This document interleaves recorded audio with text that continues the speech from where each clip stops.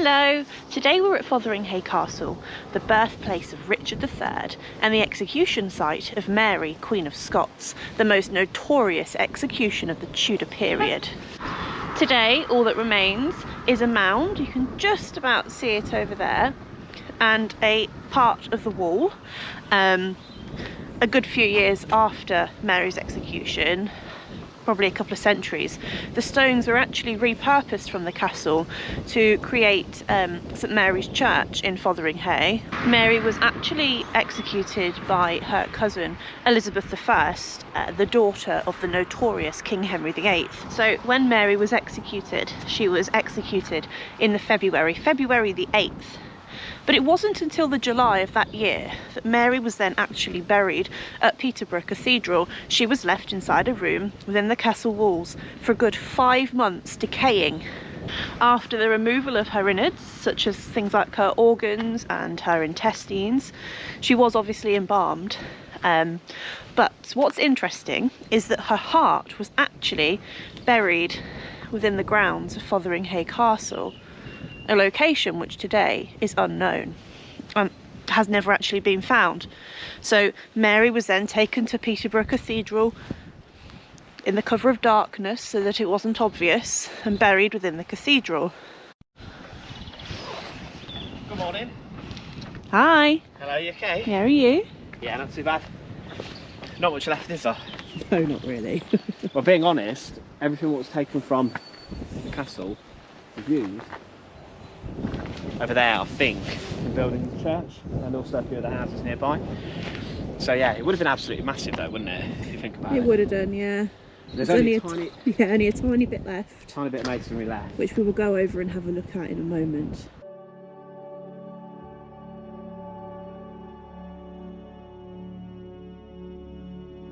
I think that's what's interesting, you know. Do you know, walking down this road now, you've got to imagine that there would have been horses and carts travelling down this road, this little path, and where we're going now would have been a huge gatehouse, a huge medieval gatehouse, just past where this wooden gate is. It would have been absolutely massive. It's quite steep, isn't it? It is, yeah. So that's obviously the motte where the keep, the traditional castle building, sat on top of. But what we're going to do now is we're going to take you on to Fotheringhay, the actual site, and you can see what it would have looked like. So let's go through the gate. As mentioned, this is where the medieval gatehouse would have been. It would have been a huge stone structure, and you can see that because we have here a huge ditch. We've got a huge ditch here, which would have been, obviously you can see it's filled with water now. We've been filled with water for protection. And we've got these big steep embankments also to add protection.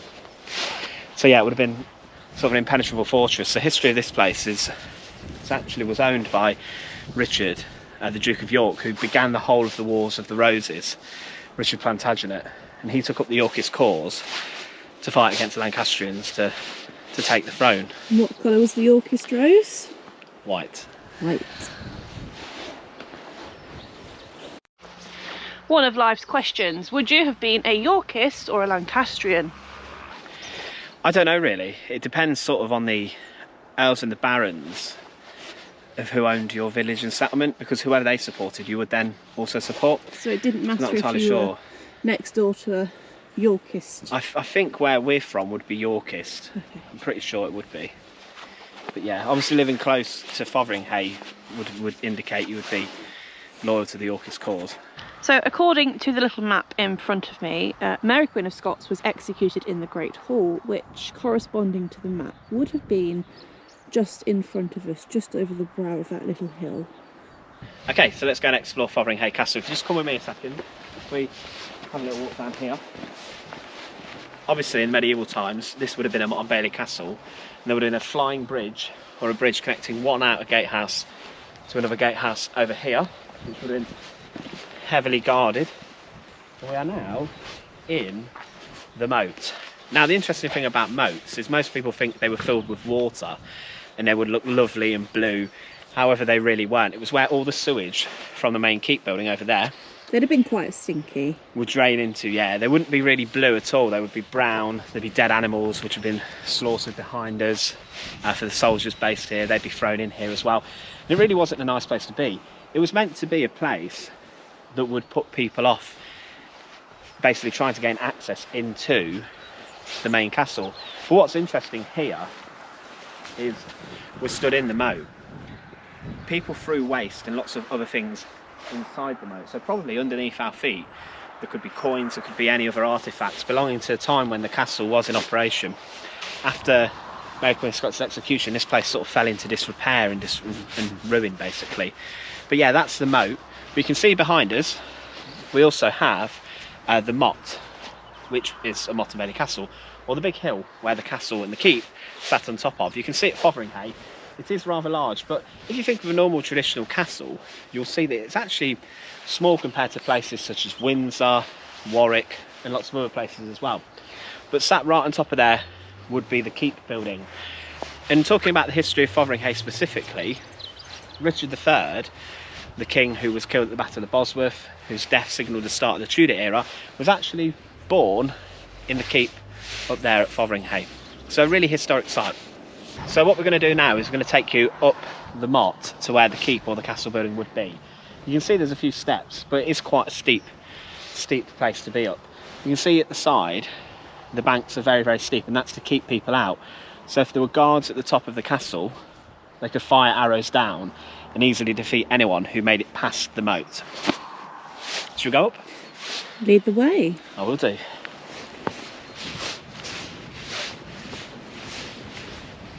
You might be a little bit out of breath. It's not really Mount Snowdon though, is it? No, certainly isn't. So we're stood on the keep of Fotheringhay Castle, and as you can see, there is not much of a castle building around.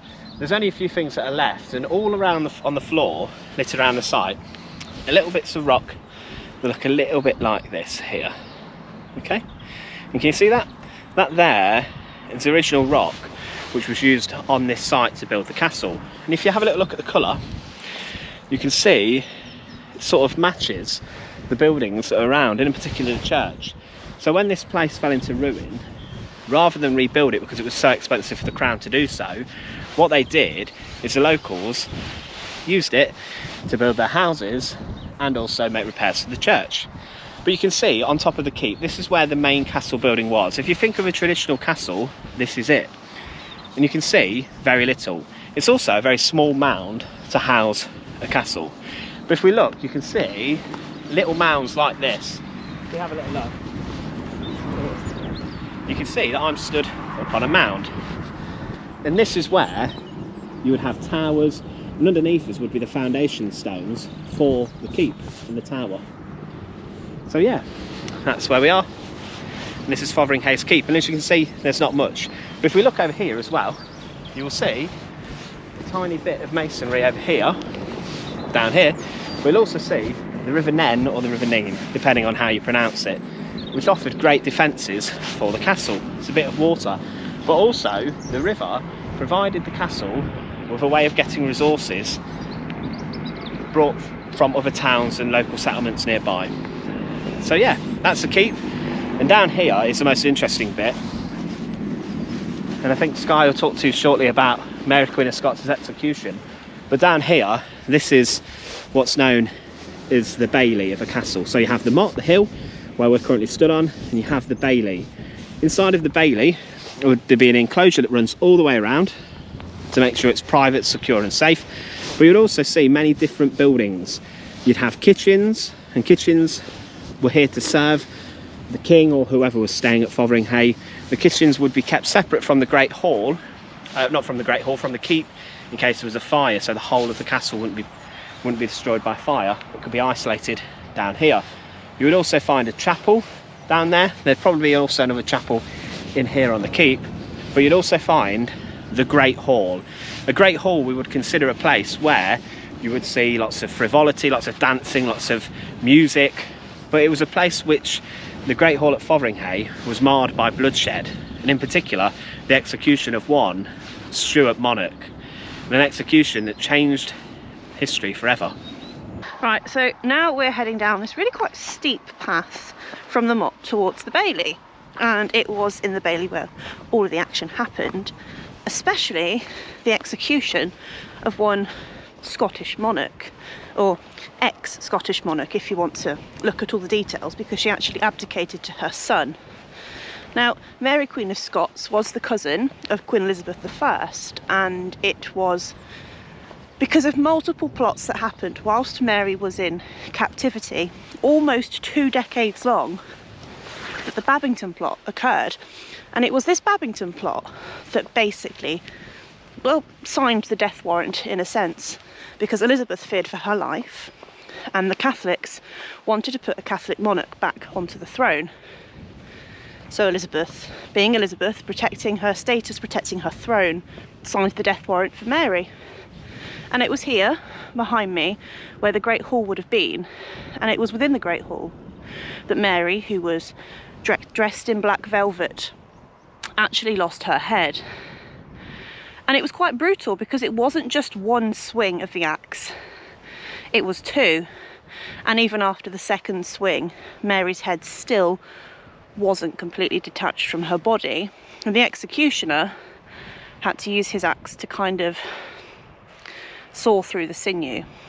Now, once Mary was dead and her head was detached from her body, the executioner picked up her head by what we now know was a wig and declared, "God save the Queen." And it was at that point that Mary's head actually fell to the floor because she was wearing a wig, and you could see that she had quite short grey hair. And the crowd said that after she was executed and died, that her lips stirred up and down for a good 15 minutes after she died. So as you can see, the Bailey, where all the action would have happened, where you'd have had the kitchens, the Great Hall, all the fun and the games and the eating and the parties and the entertaining, that would have been here. And it is believed, well, through looking at a map, that it's kind of just in front of us where the Great Hall would have been, and it's within this Great Hall that obviously Mary was executed. But after she was killed, she was kind of cut open and embalmed, and her innards were removed, especially her heart, and it was buried somewhere here. Now, whether it was encased in a lead casket or whether it was just buried as it was, we don't know, but somewhere here is Mary's heart. So Mary was executed on the 8th of February. Interestingly, she was actually then placed into a room within the walls of Fotheringhay Castle and left until the July. And it wasn't until the July that, under the cover of darkness, that Mary's body was then moved to Peterborough Cathedral, where she was then buried. Do you know what I find crazy? The fact that we are stood where the likes of Mary Queen of Scots, Elizabeth I, Richard III all were. They've all been here. And now we too are here. Are there any other people who visited that you know of? I'd presume most of the kings and queens would have been here, because it was Motte and Bailey castles were founded sort of after the Norman conquest, and it was a prominent site in the middle of England. So kings and queens in the medieval times didn't really have one palace like we have. We know that King Charles III today lives at Buckingham Palace or Windsor and stays there throughout most of the year. Kings and queens would travel around to different sites, and it would be classed as an honour for dukes and earls to put them up in their homes and so on. But I just want to draw your attention towards this. Quite an iconic image for Fotheringhay Castle with the execution of Mary Queen of Scots, a wilted thistle. Obviously the thistle being the symbol of Scotland. But this is the last piece of masonry that survives of Fotheringhay Castle behind me. That's the sort of colour stone, and that's what it would have looked like. Where that came from, we have no idea. Coming from the gatehouse, you come around here, you can see some stones that are cut a little bit better. For example, that's obviously what you would more see a classic castle design there. But this is literally all that survives of Fotheringhay Castle, a place which has played such an important role in English history and Scottish history, and the story of the nation, really. Right then. Thank you for watching our video. We do appreciate it.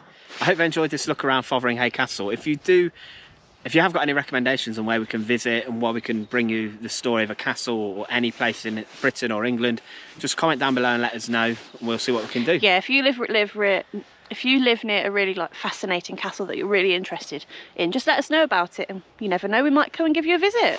That's what this channel is all about before our time. We've obviously got our other channels, The Untold Past, Her Remarkable History and The Fortress, but we want to do something different on this channel. Yeah. For example, we were thinking about planning a challenge in London, weren't we, where we have to go and race towards different historical monuments. That's what we want this channel to be. We want it to be an entertaining look at some of, you know, the most amazing sites and history in England and Britain. And it also means that you get to know us better, because at the minute we're literally just a voice behind a screen.